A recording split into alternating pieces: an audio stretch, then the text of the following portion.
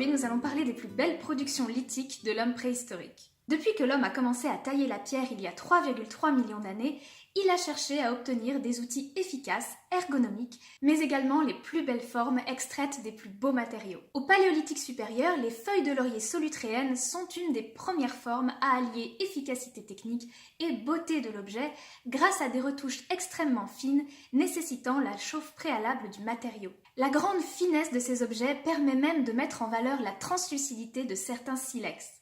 Au néolithique, avec l'apparition de la technique du polissage, on voit fleurir les très fameuses haches polies en jadéite. Ces haches sont parfois bien trop grandes pour avoir été fonctionnelles dans le travail du bois végétal. On leur attribue potentiellement une valeur d'échange, comme c'était le cas avec les haches de Papouasie-Nouvelle-Guinée. Ou bien encore un rôle sacré, ce qui pourrait expliquer leur dépôt au sein des tombes et leur représentation sur les orthostates des sépultures mégalithiques.